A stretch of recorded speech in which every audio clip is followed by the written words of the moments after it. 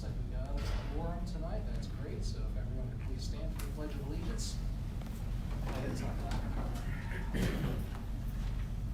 I pledge allegiance to the flag of the United States of America and to the republic for which it stands, one nation, under God, indivisible, with liberty and justice for all.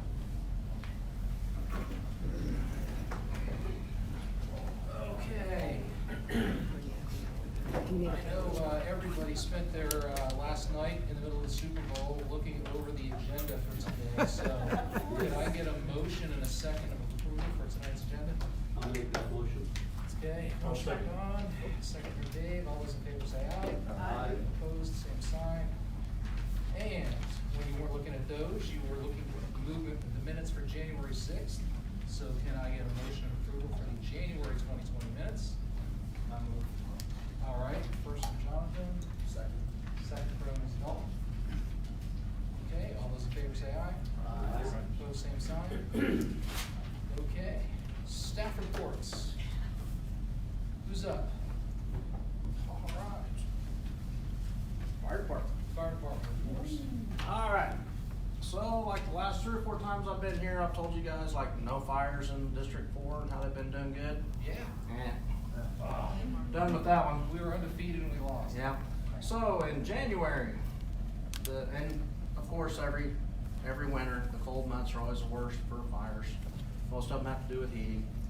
17 fires in the city of Wichita in January that were investigated. 7 of them were in District 4. Yeah. And you had some good ones. Good ones. Well, depends on how you look at it.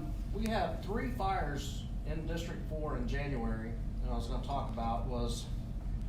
One of them was the change of fuel pump in the garage. This was on 3200 West 27th South. Changed the fuel pump, caught the motor on fire in the garage. Called 911. Went and got the garden hose, tried to put it out, got a little bigger. Tried to get some water out of the kitchen with the garden hose, got a little bigger. Burned the garage and the house down, $70,000 damage. When Station 12 right here pulled out the door for 27th Street South, they could see it. So, the delay in calling 911, never a good thing. A couple of other things that happened. We had a trash can catch a house on fire, burn barrel. Someone burned in their yard. Seems to happen a lot. Same thing with Osage Park. Osage Park had the trash cart up against the building. Now everyone, I mean, you can figure out how trash cans, big dumpsters catch on fire. Usually at night, usually nobody around, catch on fire. I've talked to a lot of businesses when I'm out doing building inspections on moving their dumpsters away from their buildings because they have a tendency to catch on fire a lot at night. And I won't name the business. I talked to one business one time because we had a dumpster fire and scorched the whole backside. Should have burnt the whole building down, didn't. I told them they need to move it, and they moved it for about a month. Drove by one day, saw it back up against the building, go in, hey, what happened to move the dumpster?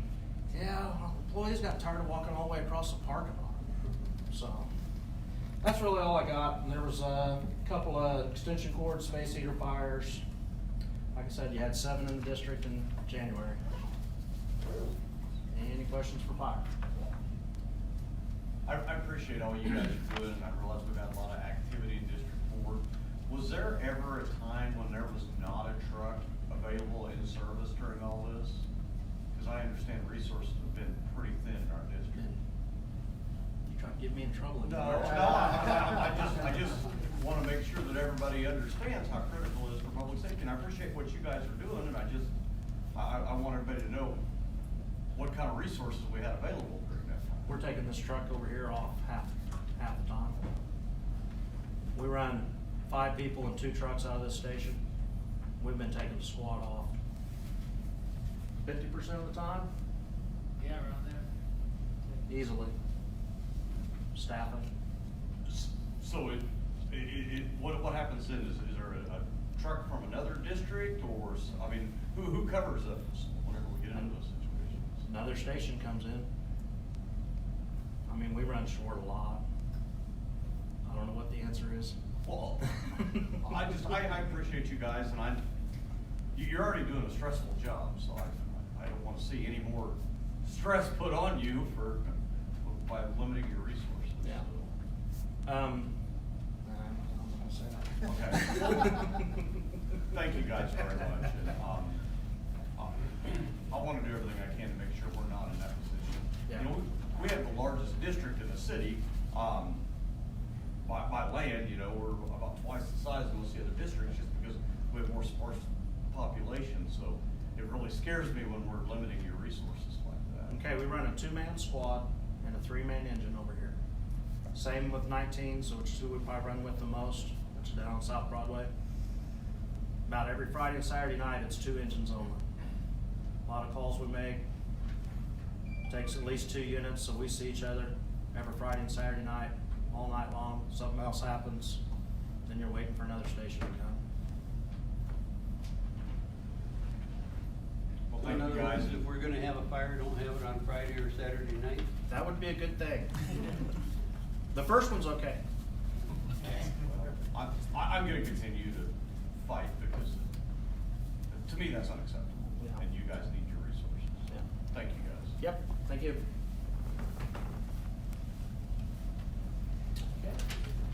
My name's Officer Perkins. I'm out of the Patrol West Bureau. Just give a few crime statistics.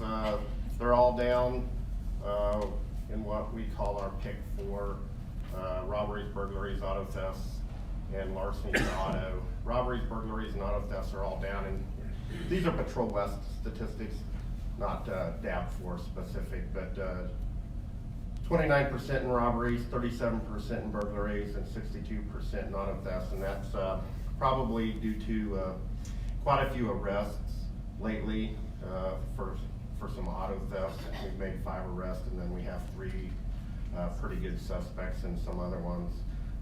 Larcenies to auto, or from auto though, up 39%. The typical thing we always beat that dead horse with every month.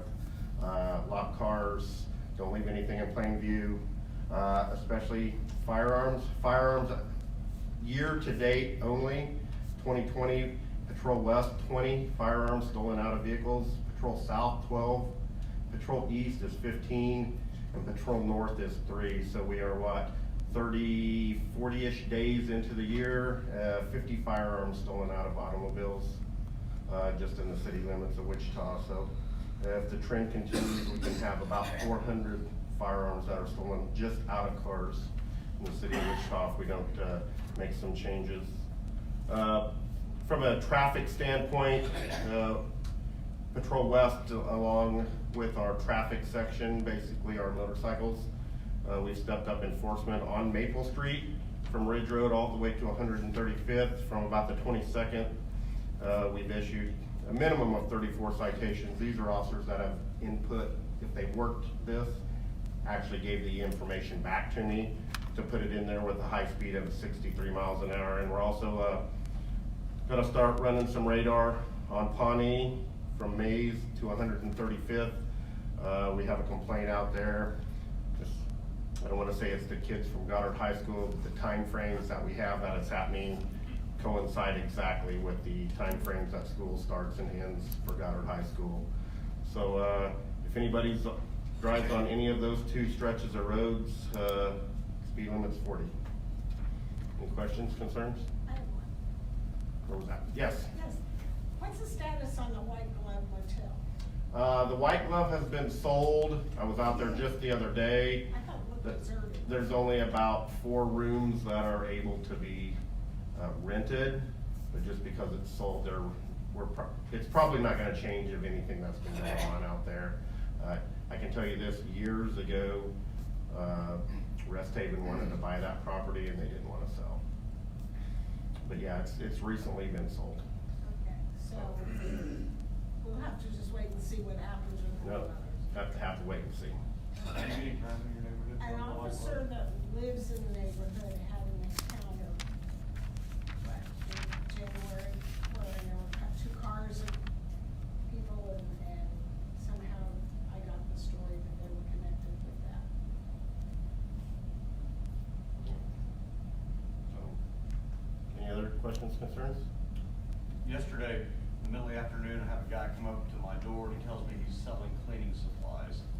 And of him, and he gets very uncomfortable, and I take a picture of his tag, and he's got this badge on and stuff, and I sent it to some folks at WPD, and he just got out of jail for burglary. So kinda let everybody know, be leery of these people that are going door to door. Right. In reference to door-to-door salesmen, kind of the rule is, if you're gonna buy a product right then and there, or you're gonna pay for a product right then and there, they have to have a merchant's license. But yeah, we don't wanna buy, cleaning supplies from somebody coming door to door, so, I just tell them, no, I have somebody.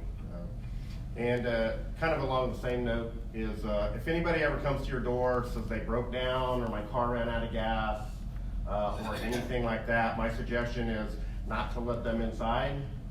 Tell them you'll make a phone call for them, and tell them that, let me call the police for you, they have more resources than I do. You're basically telling them, I'm gonna call the police on you, but you're not telling them I'm gonna call the police on you. So, and then if they're like, no, that's okay, first of all, anybody showing up at your door saying I ran out of gas or my car broke down or anything, that should always be a red flag, period. And don't let them inside. Can I use the restroom? They'll go through your medicine cabinets, look for any narcotics, they'll look for purses that are laying around there. Anything that they can pick up on the way to the bathroom and on the way back. So, we learned that when we were young, and it still applies today. Thank you for everything you're doing. Right, thanks guys. Hello, Officer Kemp, Patrol South Community Policing. Kind of give you an idea of some of the stats out of Patrol South for the last 28-day period. The focus on the auto thefts, robberies, larceny autos, and burglaries. Only thing that we were up in category-wise was auto thefts from this last 28-day period to last year's, and it was only up 2%. All the other categories were down as much as 22%, and so as far as on the other side, when it comes to persons crimes and things like that, we've seen a higher increase of aggravated assaults and shootings and drive-bys are up significantly this time compared to last year. What is down, on a positive note, is the number of DV, domestic violence related offenses. So the highest issue within DAB 4's area, it's pretty much been steady at the larceny from autos. There was 89 in the last month of January, 38 ag assault and batteries, and 20 auto thefts. And then just kind of goes down to residential burglaries at 16, non-residential burglaries at 10, 4 individual robberies, and 1 commercial house robbery. So trying to focus on a lot of the crime. I know she mentioned the White Glove out on West Kellogg. Along the Broadway corridor, our Broadway corridor team is focusing on a lot of the motels, trying to address crime along basically Broadway from Pawnee all the way up to 21st Street North. So they got multiple projects they're working on and basically helping us enforce the nuisance ordinance violation for excessive calls. So that's about it. Anyone have any questions for Patrol South or? All right, thank you.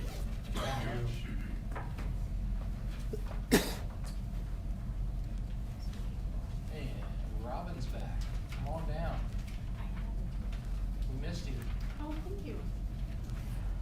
All right, for the month of January, our circulation count here at Alfred was 9,053 items, and our gate count was 5,996 visits.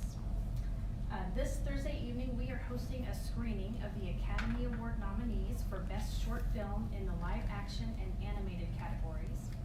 The event begins at 4:30, and each film is 40 minutes or less. We're just gonna show them one right after another, all the nominees. It'll go just about until we close at 8 o'clock. Several of the films do contain adult themes and may not be suitable for children under age 12, so but they always usually announce that before start that film, and then people can choose to step outside into the library until that time's over and then come back. But it's free. It's a really, really popular event that we hold here. They've been doing other screenings at other locations. I think Saturday they did all of the short nominees down at the Advanced Learning Library. And I don't know if you've noticed, but we do have an updated screen and our projector. Our sound system has all been, we got new equipment this month, so that's part of why you had to move the flag. I'm sorry. So they had moved it back in the wrong place, but so you can now access downloadable audiobooks with your Wichita Public Library card. So for years and years we've had the ebooks, but now we have the audiobooks, the spoken books that you can listen to on your device as you're driving or running on the treadmill. Or, you can visit our website, Wichita eReads, on the library website or the Overdrive app on your mobile device to see the available titles. We have about 200 titles that are available all the time. And then we also have additional really popular titles that are series, bestsellers, authors that are make the New York Times bestseller list that they're purchasing additional licenses for. And then just a note, a lot of people don't realize that the libraries are one of the only places in town that people can send faxes from. All of our locations do it. They typically charge $1 per page. For the month of February, we are going to provide free faxes to anybody that's affected by the aviation layoffs. You know, a lot of people come in because they've turned off their internet or, you know, try to cut expenses at home and they don't have a way to send paperwork up to the unemployment to file. So we're gonna waive those fees and see how that goes and try to help out where we can there. And then all Wichita Public Library locations will be closed on Monday, February 17th in observance for President's Day. Customers with a library card in good standing can still access our digital resources online while the library is still closed. And that's all. Any questions for Robin? We did notice the new projector, it looks bright. Very bright. Yep. Cool. Thank you. Okay, before we move on to the public agenda, I'll remind everybody that if you didn't do so, we appreciate if you sign in. We can't reach out and touch and see the raffle prizes and whatnot if you do not, so appreciate if you sign in. And on to the public agenda. If there's anyone here that did not request to speak on the agenda tonight prior to, this is the time that you can speak about that. If it's about the things that are already on the agenda tonight, then we'll wait for them to cover those topics. So anybody here to speak on something that's not on the agenda? Super. On to new business. Our first presentation, concepts for the Delano Path and update on the path Prairie Sunset Trail.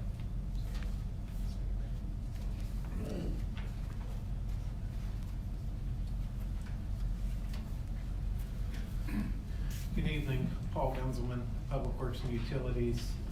I'll kick this off and then I'll turn it over to Jeff Best with LK Architecture and Brett Mikowski with Trans-Systems.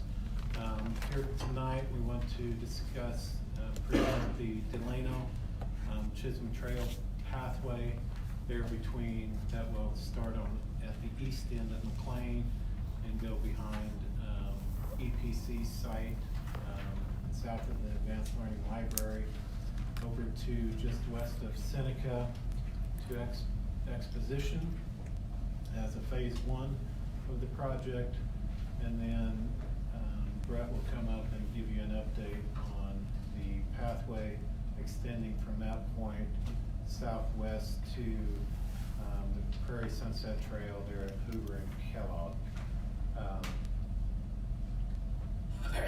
We have both of these programmed in the capital improvement program. One's in 2021 and followed up with the other one in 2023. So Trans-Systems and LK Architecture have been working on this project for some time. We've been coordinating with the EPC site, so that is slow design a bit. However, we're full gear ahead here in that first phase. And I'll turn it over to Brett and then to Jeff first, and then Brett can give you an update on the other. And then we can stand for any questions that you might have. I'm gonna stand behind you. Okay. Pictures. Cool. Plus, I brought PDFs, trust power. This is a little wonky. So, this little graphic here, I spent a lot of time on this, but this is actually what we interviewed on, and it's kind of an overall concept that we envisioned going into this project. Originally, this was just taking a slate for Greenway through that entire area. We started looking at this as actually a transition of zones and different uses as you go through this corridor. The zone 1 is basically, that's basically a Greenway. The space is pretty narrow, so there's not a lot of opportunity to do other things in there. Zone 2 is kind of the really, thanks. Can you hear me now? Yep. All right. So zone 2, we kind of looked at, it's more of a hybrid street type of concept because we saw some value in that area for economic redevelopment adjacent to the corridor.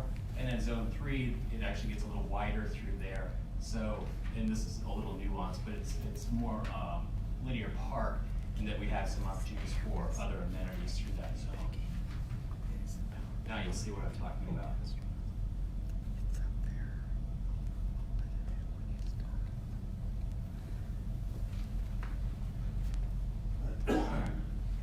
So this first section, Sycamore, right through here, EPC's development's right here, Hutton's new office is right there. Osage there, Oak here. This is kind of where we started the project, because EPC and Hutton were ready to get going. So we really kind of focused here initially and worked with both of them and TGC, who's actually doing a hotel project right here, initially through this section. So here at Sycamore, you'll see on-street parking. Here we've got a tabletop. Basically, it's kind of what you see on 2nd Street through Old Town, where you can actually come up and over. It's a little more pedestrian friendly, because as you see, bike path here, there's an offset in there. The old corridor used to go all the way through like this. EPC has purchased all of this, and then this is a reserve, open for public use through there. So coming through, they've got a few units right here, actually have ground level access up onto the path, and then out to Osage. Oak is going to obviously be a dead-end street, so we have a cul-de-sac there. Fire truck access up to a certain point, and then they back out. If anybody has questions, I'm going pretty fast, so. How was this funded by the EPC project? Or do you remember how this? Oh, sorry. No, that's okay. Part of it is, yes, there is a tax increment financing. I don't know the true dollar amount on that, because I think part of it's for this greenway, or on the previous slide, and I think there's some other green spaces that, within that development. But our department will be responsible for the upkeep on all this, is that correct? I have to get back with you on that, but part of that through the EPC, I think they have maintenance on part of that. So, you know, we might work at the, we maintain the hard surfaces and they do the soft surfaces. Could be a way to do it, you know, if we maintain the hardscape, the path itself, maybe they do the landscape. But I thought they had paid for some of this. They have, yes. I apologize. So the next 3 slides are the same section. It's basically from Osage out to Center. So the first one is pretty much straight up Greenway through that space. Again, that was always projected as Greenway. I know the Delano folks wanted to see that concept. So that's kind of what that showed, basically 10-foot wide bike path through there, 6-foot sidewalk. We're still kind of separating pedestrians and bicyclists. There's potential patio spaces. Right here is airplanes, not that anybody knows where that is or has ever been there. So the Greenway selection here, and then the second one is basically kind of a plaza street or that maintains access through there, but policing some amount of parking, and some delivery as well. And again, we kind of viewed this as an opportunity to help stimulate some of potentially adjacent development through there. This one actually does show what's called a cycle track through there, which is completely separated cyclists from traffic, and that's what you're going to see is the main difference between this one and the next one.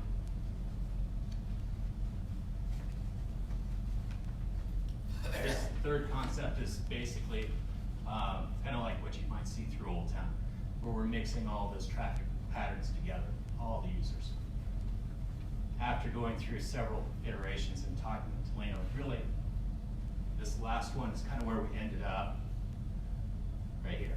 They saw the value in having vehicular access through there, some amount of parking, but still like the idea of having that separated cycle track.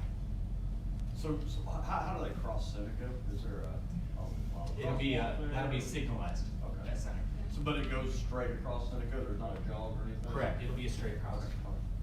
And really right now, what I'm doing is I'm compiling all the preferences of these options into a single concept. Okay.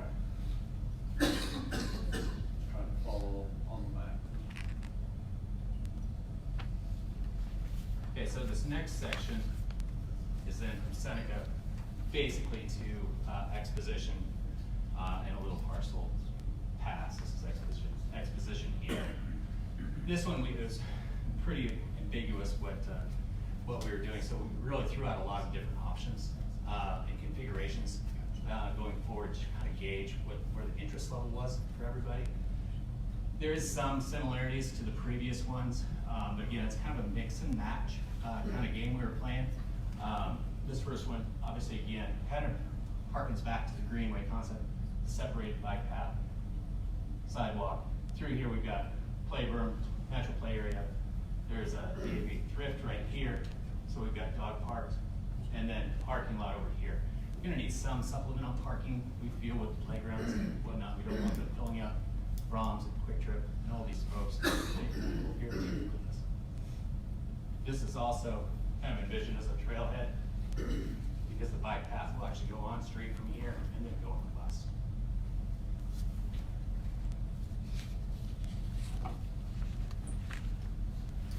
Again, second concept, this one actually blends the bicycle traffic with pedestrian, and we've been crossing right here. Play area, open lawn event seating, maybe able to pull up the portable stage, have a small concert, whatnot right there. Move that supplemental parking behind the DAV thrift. This actually also doubles for food trucks, possible market space. And then again, secondary playground there at the end.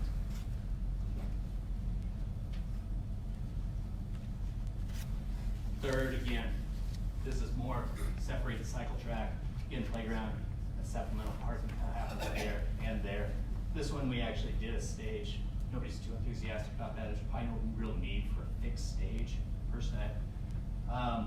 So really where everybody kind of landed was, you like the cycle track, you like the separated sidewalks as well. But we kind of like this arrangement, parking here, something occurring here, maybe dog park, maybe playground, open event in that playground there. So it won't look exactly like that, but that's basically the configuration that we kind of ended up with. Any questions on any of this? Is this information available on the internet? Delano's got this up right now on their website, Delano United. Okay. Just want to share a thought. My son entertains an awful lot of out-of-town visitors, some of them from Australia or wherever. And they would really like to have access to something like this from out along Hoover somewhere out there. Even if they need to drive a little ways to get to it, the out-of-town people would really enjoy utilizing this. So if you would keep in mind giving information to places like Flight Safety or Cessna or thing progresses so that they can, pass this along to clients, it would be greatly appreciated.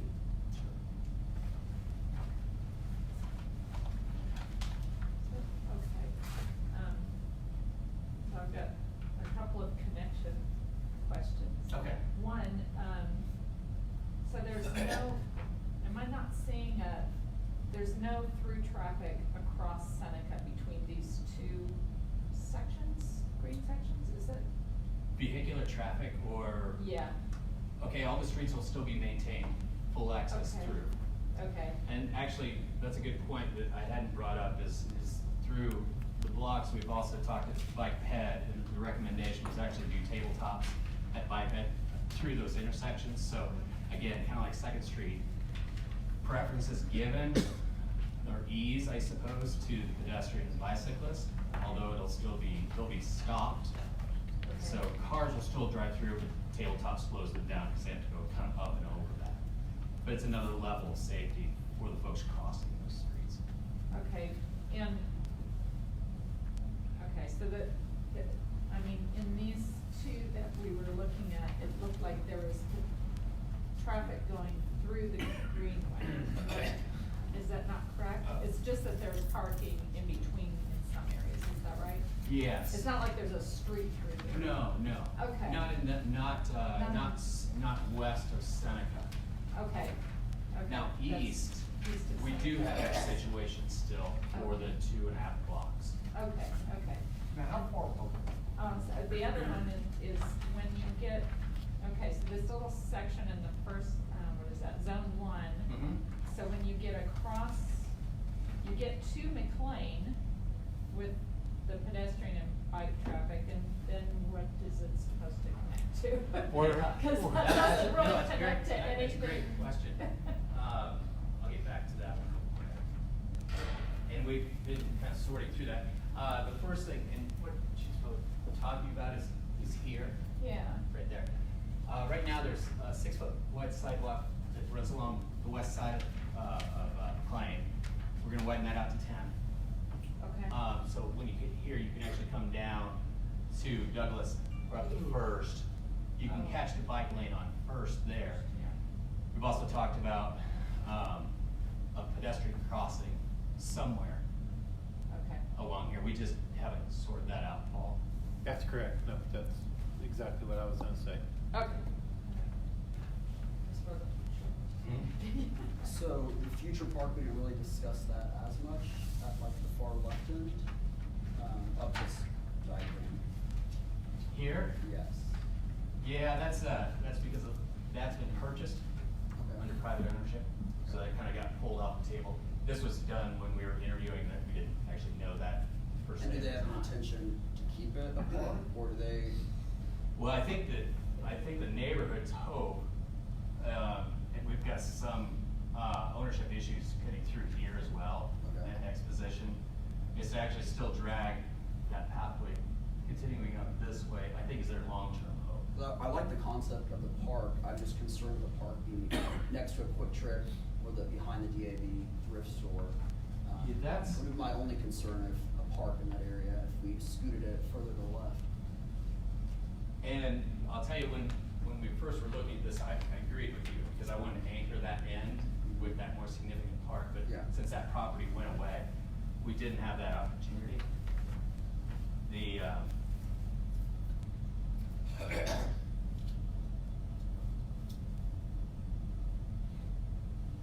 That DAB actually is a big reason why we ended up actually doing this configuration back there with the parking, kind of minimize that. The kind of the final design, actually what happens is that cycle track comes through here and actually runs right along through there. So kind of offer a little buffer. Yes, yeah. But we wanted to really activate those areas too, kind of keep folks you don't want back there hanging out back there. Would be my just concern on that area. So I guess I'm waiting to see where the connectivity is to Southwest Wichita. But we do have Seneca Park. That's our next guy. But we have Seneca Park right there, so now we're talking about 3 blocks away, another park. I'm Well, sorry. if we were, they're not gonna do the future park, right? I don't believe that's Because you have everything. Cinema Yeah. Park, it's three, I was just trying to figure out why we have two parks within a couple blocks away from each other. Well, you know, we're struggling to keep up with the parks we have, why we build a new park 2 blocks away from an existing park. Yeah, the interesting thing, the folks in Delano would actually argue that they're underserved by parks, even though Seneca Park is right down. Underserved by park? Parks. We're just built a $75 million park right now.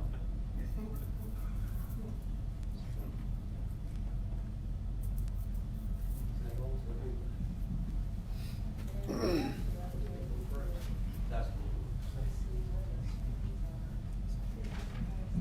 I warmed them up for you. Reservations aren't nearly as rich.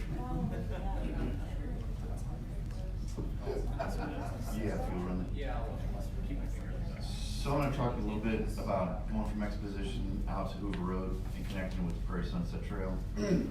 This is the City of Wichita's bicycle master plan, the different concepts that they looked at back several years ago when that study was done.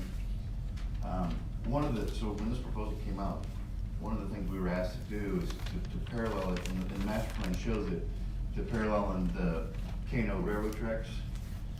So Paul and I, along with some members from Delano Unite and some board members from the Bike and Pedestrian Board, we went out and looked at several different locations. Paralleling the railroad tracks is gonna be very, very difficult. There's some grade issues, there's some right-of-way issues, and there's gonna be a lot of cost. We also have to protect the tracks and the pedestrians, so we'd work with K&O Railroad. We've already met with them a couple times. We'd have to put a fence up. They need an access road parallel on their tracks. So it gets really difficult. We've not taken it off the table at this point, but it's gonna be very difficult. So if you wanna, we also have Alt is a sub to us as well. They're kind of helping with this portion of it. So these are some of the concepts, the locations that they're looking at. With this being Douglas, Maple here, and then of course Kellogg. We've got some different routes that we're looking at. We obviously have a lot more work to do on this phase of it. We've been focused on that section from McLean over to Exposition. As Paul mentioned, this project wouldn't happen until 2023, so we have not dove in as deep. Once we get further along with some concepts and the routes, we'll bring that back to you and show you those concepts. What would be the timeline for design? You think this is design on this? We're under contract right now for just to do the concept phase. I would think later this year we'd go into final design. I mean, if it's 2023 completion, correct? Starting construction in 2023. Starting construction, okay, that's not the way I understood it. I thought it was completed in 2023. That's when the funding is available, and the CIP is 2023. Okay. Actually, I'd just be curious on, you know, when the design would be done, how long they would anticipate the project would be. And I'll have Brett go into. I have my own concerns on being termed out in 2024 and it's not being completed, so I'm gonna be a little bit pushy on it. Duly noted, gotcha. So all of this, another big issue is trying to get underneath Kellogg, and then if you want to go to the next slide. Then of course the big issue is getting underneath 235. Because it's an interstate, we have to go through FHWA via KDOT, so all those conversations will have to happen. The master plan calls for it to be on McCormick. This isn't McCormick here. I apologize, the name just escaped me. Irving, I think it's Irving. KDOT owns some property in here, so this is one place where we can cross. The other option we looked at is an ability to come across here and come through. Trans Systems did a design on 235 in Kellogg, so we've got this all 3D modeled. So this is we have to get at least at this point to come up because of the front roads. So those are still those two options. This would require purchasing right away, so that may prove to be a little challenging. And then the last slide I'll show you, the existing bridge, the existing railroad bridge over the big ditch. This was part of our interview, we'll have some kind of artistic elements to it. I'm not saying that's what it is. I don't know what those will be yet. We have an artist on our team as well, and he'll be working with us on that portion. So with that, I'd open this up to any questions. It's a little rough. So, yeah, I Just don't get noticed close. the railings falling down, but, Yeah. It's worse than I thought. This project is actually up in Iowa. It was under the Underwood Railway too. That's what they did. I have a question on the previous one, the trail, the projected green trail. Mhm. There, over, right about where your hand is, where it's that little box, does it go up and around like that? So this is West Street, Yes. and when this was done, we built the sidewalk, and it's already in place. Already there. It's already Okay. there, so that's why it goes up there, yeah. Okay. That intersection's 10 years already. No acceleration lane coming off of the off ramp on West Street from the interchange there. You got all the traffic along McCormick trying to get across there. It's a high traffic area. Makes bikes in there. I don't know what the solution is. You guys are looking at it as far as, I drive it every day. So some you guys do that as well. And you get right in there. It's just a high incursion area. People go everywhere. The solution is people smart. So, just out of curiosity, what happened to the right of way that the railroad used to have to go through there? So, I know the rail out, did they give it the right of way to put the off ramps there? Is that what happened? Yes. Okay. I think that's what you're pointing out, that your yellow line is essentially as far as the old rail bed still is only Yes. running through where the. And the frontage road is very close to this building, so there's no way to put, Hey, I just wanted to make sure that's what we're looking at. yeah.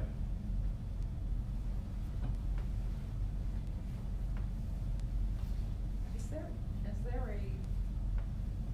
traffic light at the next street down, I can't remember what that is.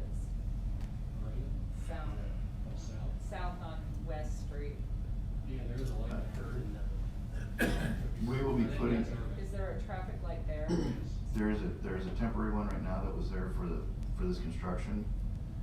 And West Street's gonna be, widened to 5 lanes. And that signal, we put a signal, permanent signal in at that location. And part of that is because of the expansion that, John Deere did. They closed, one of the roadways back there. And so a lot of truck traffic is now having to use this intersection. So we'll be adding, making this more friendly for the truck traffic. And that's, I'm sorry. Fully? Yes. Fully. I'm sorry, fully, yes. I was just wondering if maybe it's better to go down and back up rather than, it's longer, but We don't have the right of way. To go down. To be able to come down in here. It's pretty heavy industrial. It is very heavy industrial.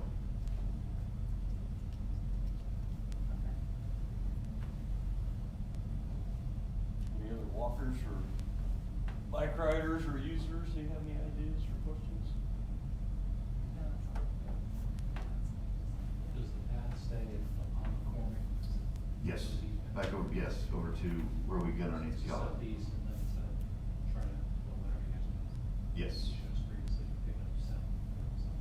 that's correct. So that's, north of Newman, right there, it's gonna go on that, Yes, Newman's just off the screen here. And we don't know if we're gonna cross Kellogg at Meridian or Edward. There's challenges at both locations, so we're still looking at those concepts. Eric Mabey's our new head and bike appointee, so I appreciate you being here and listening to everybody's input. Just figure it out, get it done.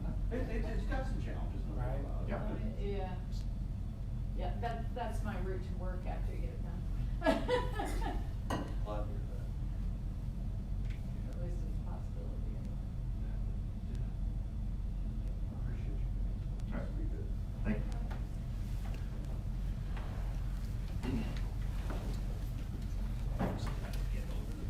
So Brett, Brett said, he'll come back once we get some of these alternates settled down a little bit. Yeah. Hopefully, so.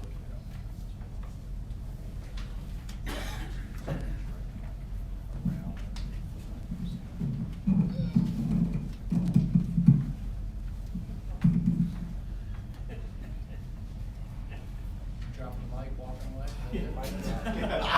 Yes. Thank you. Thanks for coming. Hey, you Mike, that's what you do.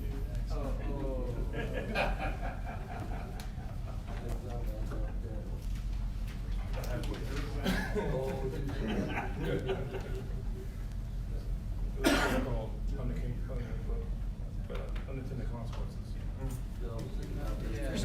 There's a folder up at the top, Becky.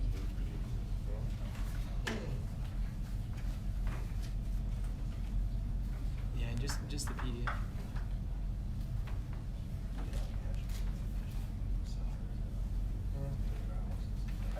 I take ours to go, no, I take it all, usually 235. But I travel. I think it's a PDF, so I'll do the same thing as the other folks. And I'll actually switch and go back there and just. Hi. Oh, that's good. How are you? I'm good. To downtown, taking, and if they do the other stretch, you should be able to walk to the zoo and all the way out. That's horrible. Oh, it's on. Irving is right there. Do you need an introduction? I can go ahead and give my own if you don't. I'll just say hi. Sure. Hello, everyone. I'm Scott Wadle from the Transportation Department, and we actually have two presentations going on tonight. We've got one at DAB 5 and one here. So there's a gentleman, Jim Watson, who's a consultant that's been helping us with this, and so he may pop in at any minute, and at that point, we'll probably let him take the reins. But I'd like to go ahead and get started for you in the interest of time and make sure you have a concise meeting. So what this project is it's looking at, in a nutshell, it's looking at downtown streets. We were provided a grant. We were able to capture a grant for this project, which is paying a substantial portion of it. And we're using it as an opportunity really to look at our streets and come up and think about concepts about how the whole downtown street network functions and how maybe it could function in the future to better meet our community goals. And so some of the things that you're going to see here are very much concepts, and we're very interested in figuring out what your feedback is and what your thoughts are on it. There will be an open house on March 24th. We're still putting together the details, but I believe we have a venue that we're going to be securing this week. And so we'll be getting some notifications out to that. And so I would encourage you, if you see anything that makes you have some questions or you've got some input about stuff, I would encourage you to get in touch with me, but know that on the 24th will be an opportunity to dive more deeply into it and to talk to folks one-on-one about particular streets. Does that sound good so far? Okay. I'm going to go ahead and step back by the projector so you don't have to turn around, and that way I can do the PowerPoint.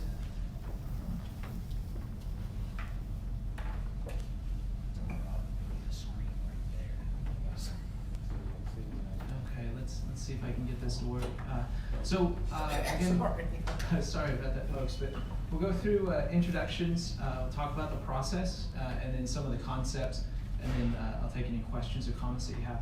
And I'd like to emphasize that we do have a comment form, so as we're going through this and you have ideas, please do write those down. I'd like to collect your thoughts at the end, or if you have some afterwards, you can always send it to me later. So this project, again, is unique because it's an opportunity to look at the downtown streets as a whole network, not just one particular street, one particular corridor. So this here is the boundaries. So we've got Kellogg on the south and Murdoch, and then it goes out towards the river, and then Washington over on the east. Just like many other plans, we look at where we are today, looking at what folks would like to see out of their community. Then we look at design, and then we go back and we visit this again and see if we've got it right. And then we move on to the documentation and adoption phase.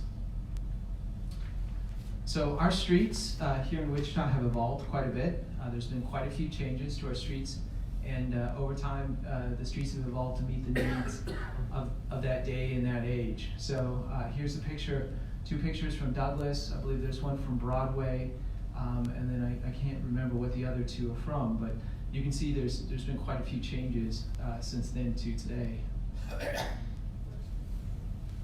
First in Topeka? Good eye.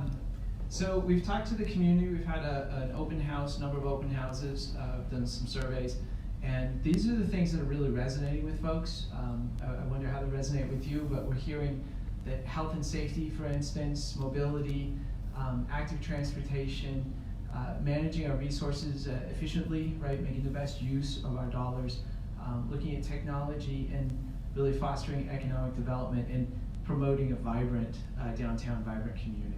So hopefully those resonate with you. These are the things that we're hearing from the community. In order to collect input, these are a number of things that we've done. We've been at Riverfest. We were at Open Streets. We did a charrette, an open house. We had a kickoff in the Distillery 244. There wasn't alcohol served, I just want to tell you that. But it was a fun event. We got a lot of input. So here are some of the pictures of some of the things that we've done and some of the comment cards that we've collected. And then these are some things that we're going to be doing here in the future. So we're covering the DAB meetings right now.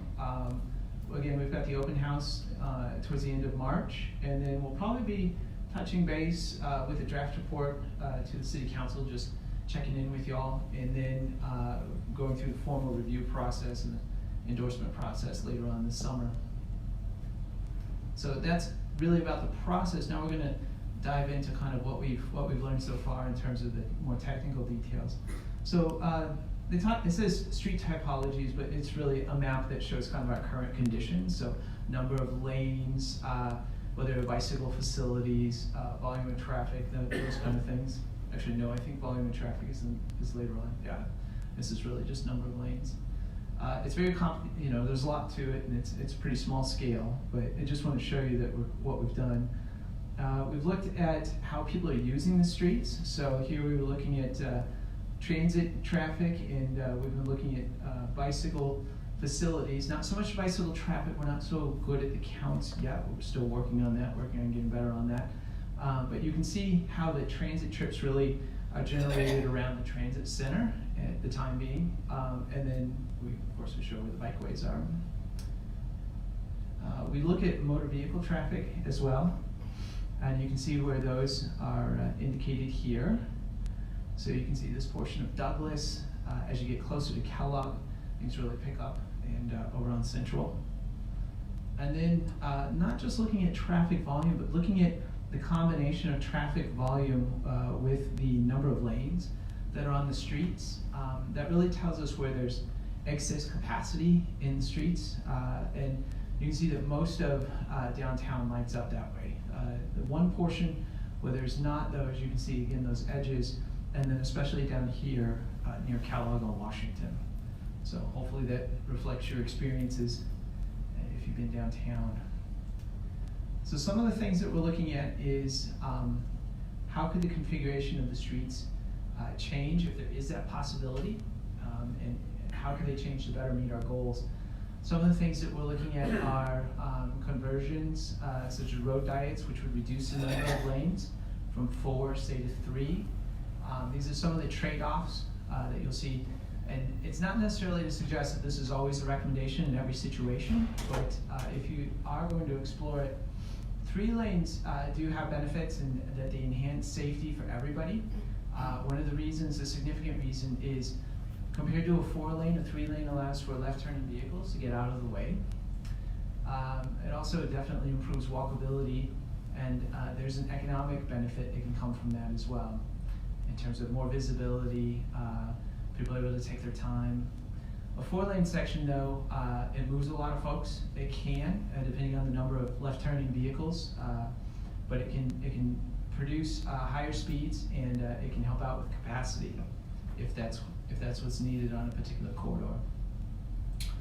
One of the other things that we're looking at, which was recommendations that came from Project Downtown, master plan for downtown, was conversion of one-way streets to two-way streets, and there are some trade-offs. So one-way streets do allow for faster traffic and higher traffic capacity. A little bit challenging if you've got a bicycle facility, because it's, again, you go the one direction as the vehicles. The same thing for motor vehicles too. If you pass a place, you can't just double back, you have to go all the way around the block. And businesses are only visible from one side of the street, right? If you're traveling in a motor vehicle. But the two-way is pretty much the opposite of those, right? It produces lower traffic speeds, improves connectivity for a lot of folks, and provides more direct access to businesses and increased visibility. Here's some examples that Jim dug up. So here's one from Chattanooga, Tennessee. And he wasn't looking for like New York or San Francisco, but rather what are some kind of mid-sized cities that have done this and experienced this. In Chattanooga, they converted from a one-way to a two-way, but they still had some traffic concerns on that. And what they did is they took the 4 lanes to a 3-lane. You can see here is a picture with the results from that. Likewise, here's one from Greenville, South Carolina. This is one that they did quite a while ago, and it's one that comes up quite a bit in planning literature. But what they've done is they've gone from 4 lanes to 2 lanes, and planted a lot of streets, really done a lot of streetscaping. So when we're talking about streets, I think everybody wants something out of their streets, and sometimes it's the same thing, sometimes it's different. So there are trade-offs. And the questions that we've been asking ourselves as we're going through this, and that we've been asking the community is, what are the things that are the most important? What are we trying to achieve out of our downtown street network, both now and into the future? And for instance, this graph shows, well, maybe if you decrease vehicular service just a little bit, you can get some rather large gains in livability. But again, it comes down to what are your priorities. So again, we've reflected, we look back to the goals to help provide insight about what's the recommended path forward. We've looked at the downtown street grid. There's a couple of unknowns that are rather big. One of them is something that could really potentially benefit the system to a large degree and allow for a lot of capacity, which is the traffic signalization. So Paul and the folks over in engineering definitely have their work cut out for them, but we could see a lot of benefits from that in terms of synchronizing how the traffic is flowing. The other thing that's out there in a large way is the Riverfront Legacy Master Plan and what's going to happen in that area. So we don't really touch on that section too much, because we know there's a lot of effort going on there already. One of the things that is also something we're very aware of is the development that's taking place downtown. There's quite a lot of construction currently underway. There's quite a bit of construction that's planned. And the last thing that we would want to do is propose a change to a street that would occur right after a business is done with their development. They open up their doors and we move in with traffic cones. So we've tried to be very conscious about what the sequencing would be. Sorry, not sure what that was. Try to keep that in mind. So in terms of the bicycle network, this is what's recommended. What you're seeing right now is that Market and Topeka, instead of being one-way, would be two-way. So it would provide for bicycle traffic in both directions. You can see some of the other streets that are called out, 1st and 2nd Street, are still one-way, would still be one-way. 3rd Street, we have a facility on it in Waco, which is currently under construction. When it's done, it will be converted from a 4-lane to a 3-lane, and that is primarily for safety concerns. There was an individual who was hit, maybe you heard about this, using the crosswalk. And so a 3-lane early on, before this project even was started, was decided to be the preferred way to address safety. So Scott, can I stop you Yes, sir. back on that slide right there? Yeah. It says improved bicycle multimodal. So the multimodal we're talking about, and I know you just said you're trying to stay away from the Century 2 area, but I think, aren't we looking at some locations west of the river? Oh, the multimodal center? Yes, yes, sir. Down near the ballpark. So I'm just trying to Near the stadium. identify, would we build this infrastructure first, or the infrastructure around to get to the multimodal facility? That is an excellent question. And it's not one that's fully worked out yet, so I'm interested to know your thoughts on it. But the sequencing of this, we do have some tentative ideas. I don't have that in the presentation today, but a lot of it focuses on the development that's taking place and also which streets do we think would produce quick wins for the community. In terms of how they tie to the stadium area is a whole nother level that we haven't quite gotten to yet, but I think it's a great question. The only reason I bring it up is because I know we just talked about getting the West Wichita downtown. Yeah. I know I got constituents like Chris here who's been asking me, how are we gonna be able to easily get bicycle and walking paths from South Wichita downtown? Is that correct, Chris?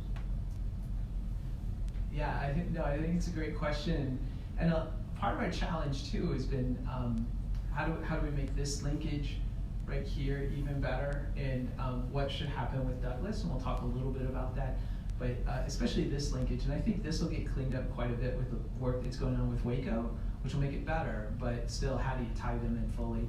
Yeah, we'll have to do some more work on that. So a big question that's out there is, I don't know, I think it was sometime, folks would know better than me probably, but in the 50s maybe, I'm not quite sure, when the streets were turned to one-way, and the thought process was moving a lot of traffic.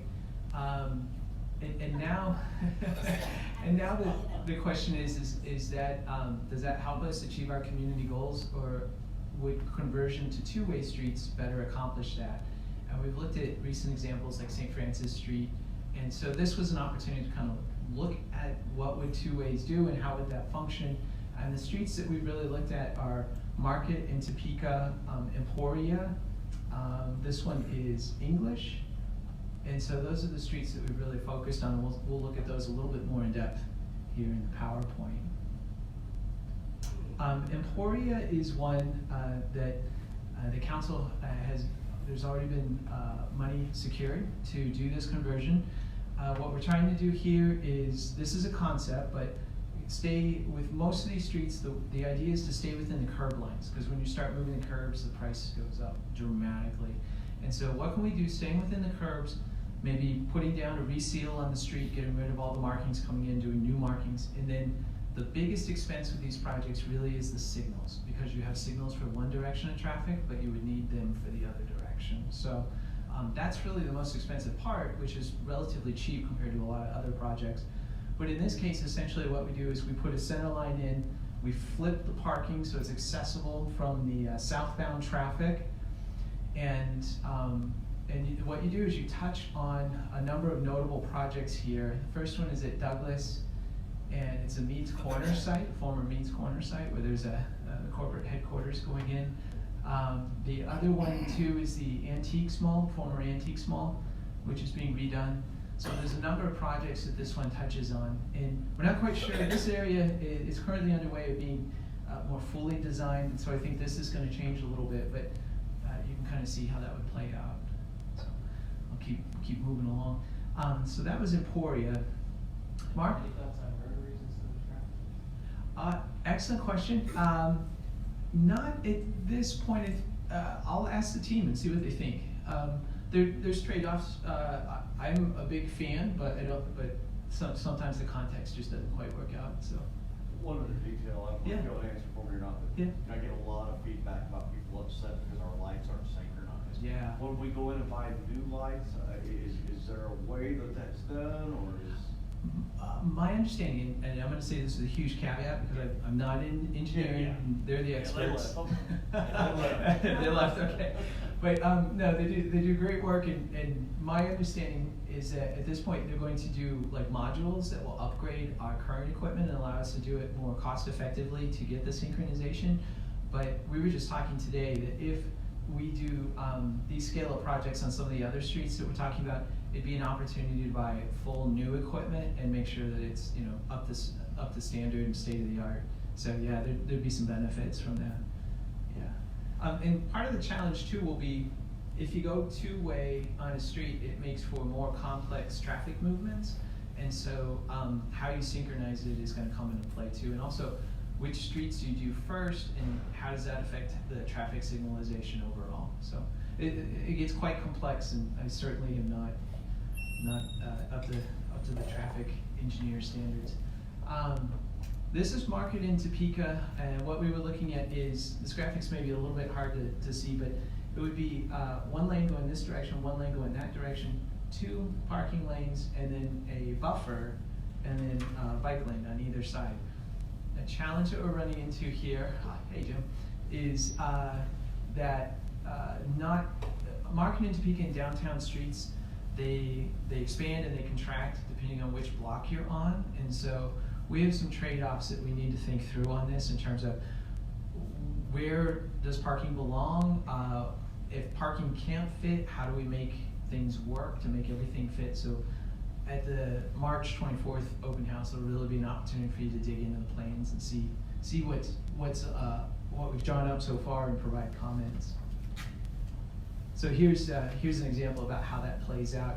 And again, this is not necessarily the final one that you'll see on the 24th, but it's just an idea to show you how much those blocks change, the width changes, and also how we're kind of trying to go through the corridor to try and figure out what's going to fit and maybe not draw out the whole corridor to a very detailed level, but at least get an idea of what fits and what doesn't, and what the trade-offs are. This is English. So again, the east-west street connects kind of the riverfront Century 2 area over towards the arena. And right now it's a one-way street, so these are some options about what you can do. Again, you can see how the width of the street really changes pretty dramatically from block to block. And I might add that English is right on the corner of where some of the Fidelity Bank developments are taking place. So a lot of these streets touch on where there's already economic development taking place. Douglas Avenue, I think a lot of folks have heard about this. There's been a lot of discussion about it. I don't want to spend too much time on it because you're already familiar with it, but it's talking about should and is it possible to take Douglas from what it's currently configured to a 3-lane. So we've got drawings online if you'd like to check those out to explore that some more. Another one that we looked at was Broadway and what should happen here. It's currently configured as a 4-lane. 4 lanes, again, with a lot of left-turning movements. 4 lanes do not have good safety statistics. In fact, they're quite bad. 3 lanes definitely have improved safety statistics. The traffic flow is comparable to a 4-lane unless you're really pushing the upper limits of it. And we really see that as an opportunity to kind of tame some of the traffic, make it more pedestrian friendly, and really help with revitalization of the street. And so we've got these drawn out to quite some detail, so you can check those out.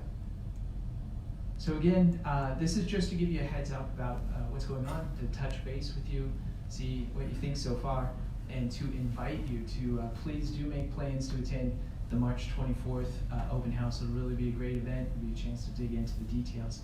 And I'll get that information over to Becky so she can get that information out to you.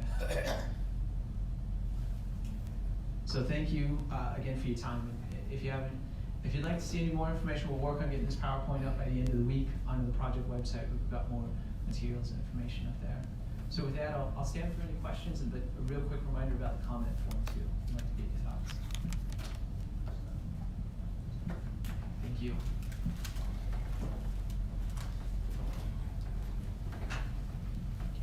Anyone have questions for Scott?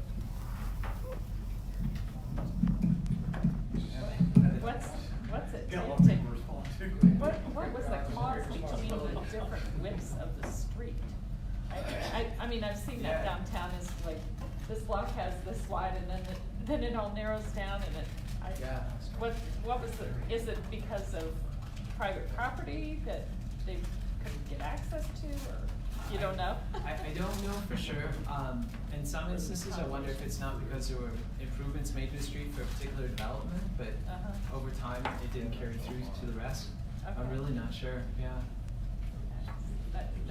The new lanes down the Market have this weird jog. Yeah. And it's just odd. Yeah. The left lane is extremely narrow, and it doesn't follow through straight through, and that needs to be fixed. Okay, so the jogs at the intersection, special attention. Well, for the person who doesn't go downtown a lot, there's lanes that disappear and then reappear and turn and one-way streets, and I went down to a lock shop, a few weeks ago, and there wasn't any parking. Sign said, deliveries only. Oh, that's, And to try to go around the block, I couldn't go around the block, I ended up, I don't know where I went, but anyway, I finally ended up back there, and I went ahead and parked in the delivery zone, and when I get to the front door, it says, it's okay to park in the delivery zone. Well, I sure didn't know that before I got out of the car. A little consistency would go a long way. So consistency, especially in the application of the parking, and then also the difficulty of having to go around the block. Well, I think that when you get down there, so that you don't get confused, having something that carries throughout. Okay, so consistency both in the lane configuration Yes. and in the parking.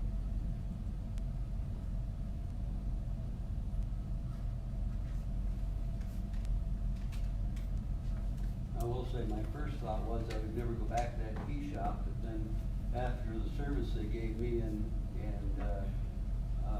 knowing that I could park out in front, well, I think I probably will go back.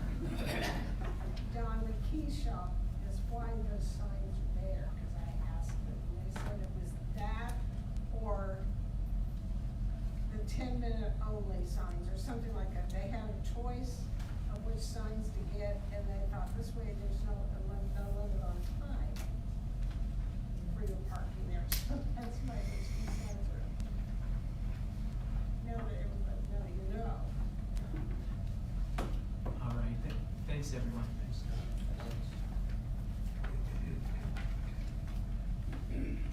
Was Jim just your wingman, or do you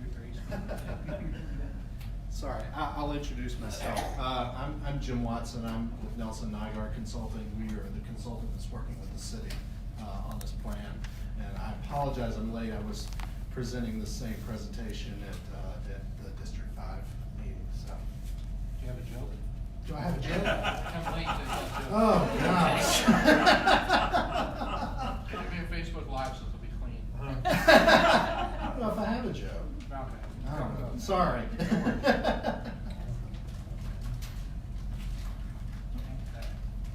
a zoning case in here? Next to it? All right. Oh, you're ready? You hung in there a while, so all you now. Good evening to you, Dave here out with the planning staff. We've got two zoning cases that, let me go through. The first one is Con 2019-53. This is a request to obtain a conditional use for outdoor vehicle sales on the empty lot at McCormick and Meridian. Had a senior moment there. If you're familiar with that corner, this is on the southwest corner. If you're familiar at all, it used to be the parking lot for the bingo parlor. But as the lady that owns the building that the bingo parlor was in, had told me, people that owned that lot lived in California.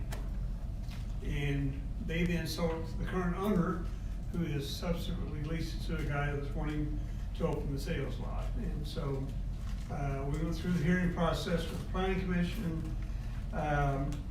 You've got the staff report, so you see the standards that we recommended approval on, that they would be subjected to the chain link fencing that's currently around both McCormick and the Meridian frontage has got to come down.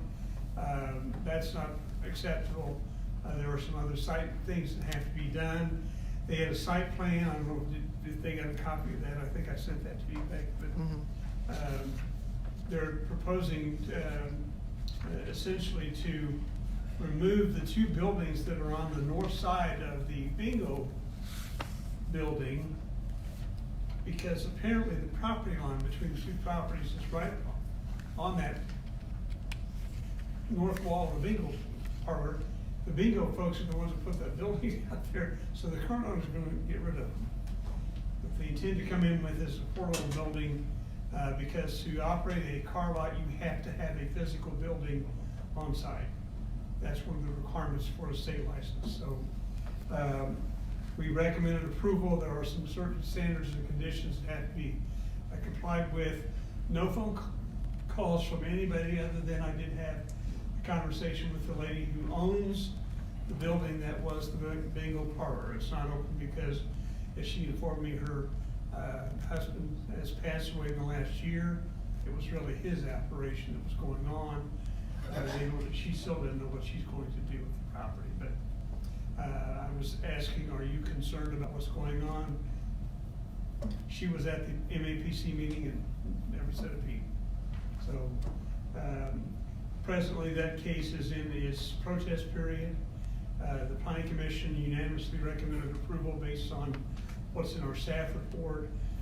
If we go through the protest without any objections, then that can stand and we'll pass the sign the resolution, go forward. And that protest ends this Thursday. So, but like I said, we had no phone calls, no objections, no concerns from anybody. And if you're familiar, you got the filling station, convenience store across the street north, restaurant across the street to the east.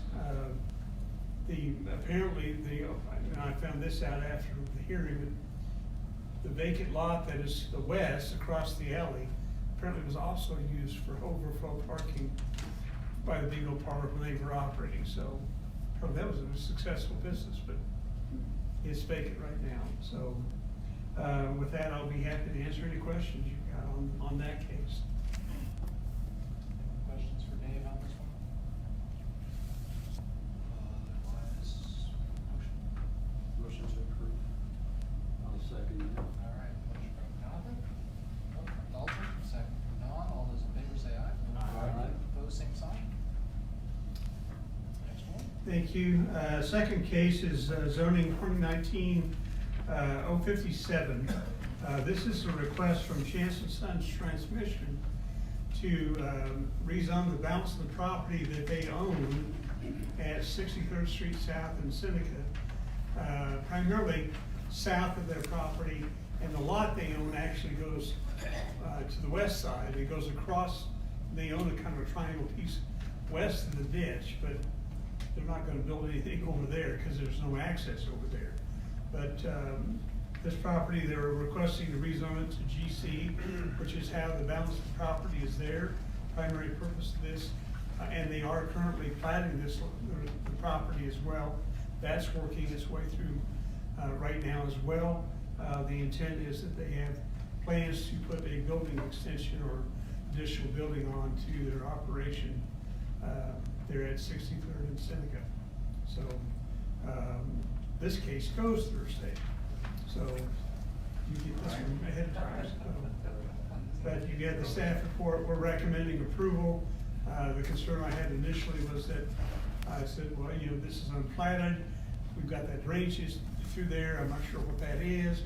But the platting is addressing all that, putting it in proper easements, putting other right-of-way dedications along 63rd. I think there was already some right-of-way obtained when the improvements were made at Seneca at the intersection, so that part's taken care of. But their plan is to, like I said, expand the building. So, if that, I'll be happy to answer any questions. Or Questions on this one, folks? I'll make the motion to approve. I'll second. Motion from Matt, second from Dave. All those in favor say aye. Aye. Opposed, same sign. Good job. thank you all. Thanks to Becky for the brownies. Yeah, those were good. They were good.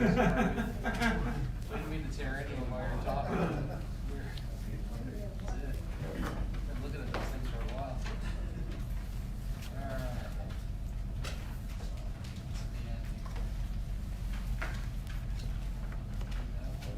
I think we are on to board business. And let's see.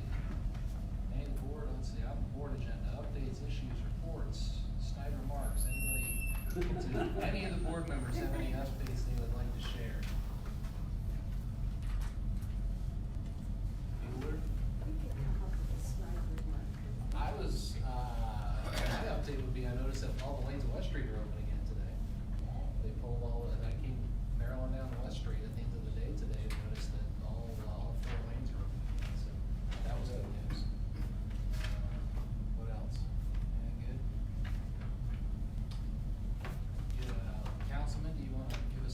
Becky, are you getting all, I know you've been asking, Becky's been doing a lot of surveying lately. Century 2, all the questions, are you getting feedback? Yeah, right now, the people in favor of saving Century 2 or exceed those that don't care. What are some of the other questions? I know I threw a lot of stuff at you to hold. Well, the other one was on, the other question that went out on Nextdoor, and the newsletter was about the riverfront legacy. That's more mixed, because the plan that they're presenting doesn't have Century 2 in it, then once again, that's not a favorable, that's not as favorable to the District 4, to your constituents. Specifically, I can't see going forward with anything on Century 2 until we do a study and we look at repurposement opportunities for the building. I was very disappointed when I was told that was out of scope for the study. My daughter told, and I don't know, well, she works for Ritchie Development, she hears things, that Wink Hardman offered to finance whatever it took to repurpose it. Now, I don't know.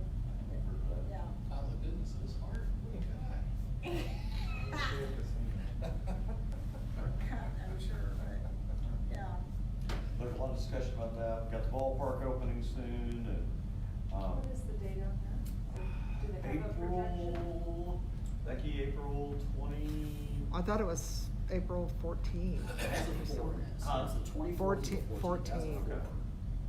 14. We gonna get like any VIP hard hats? I've got the 20th on the first game. If you guys want a tour, I'll put together a tour for the dad. Yeah, I like it. Yeah, absolutely. I remember Could when we did that for the airport. Could we do the March meeting at the, if we don't have a big load, could we do the March meeting at the Monarch, and then we all go over and tour the? That'd be fun. Can we see if we could do that? Sure. I didn't know we had the option of having that meeting at a bar. That's We never thought of this. Well, we'll be in, That serves alcohol. Right. After the tour, we can participate in beverage. Gotcha. If we choose to. Please, everybody, keep Commissioner O'Donnell in prayers. Yeah. Oh, that's Very, terrible. very How terrible. rough day yesterday, and I talked to him, I'm sure Dalton's talked to him, and he's just absolutely devastated. Just, you're out there living the dream, and my dad always says, death is a thief in the night. It'll come in there and Literally. you're gone. That's a good family, and please keep them all in your prayers. How's things with the new mayor? Him and I have had a lot of good discussions. I always look for what commonalities you are, and I just noticed for him, I had about a 2-hour meeting with him last Tuesday, and I've noticed he's kind of got the 50,000-foot view like me. He always is into benchmarking like I am. He's already pulling ordinances from other cities. So, I kind of had a discussion with him today, and I said, we've got a very experienced council, and he's got a lot of good ideas, and a lot of them are, academic ideas, but he's not afraid to go out there and see what other cities are doing, and he has a good view for that. So it doesn't hurt, and I told him this today, I said it doesn't hurt to have fresh eyes looking at, you don't want to get into this is how we've always done it and not be open to new ideas. So I'm optimistic. I think there's a lot of opportunities there. Any hot issues coming up, city council, next meeting? Always. Today, if you guys seen the report on Nafsinger, where the wave is, I guess we went out for bid, and the wave is now soliciting to be able to do 20 events there a year. Got a lot of questions I've been asking the city manager as opposed to you know, if someone's gonna have it for 20 events, is there an opportunity, can other people come in there and utilize it when they're not utilizing that? It is a 1-year contract. I just wanna make sure when the city's doing these kind of joint venture opportunities, every business, everybody gets a fair shot at. And, you know, right now, today, we've had some discussions on the communication process for that. And a lot of people are coming to me now saying, I didn't know anything about this, so just,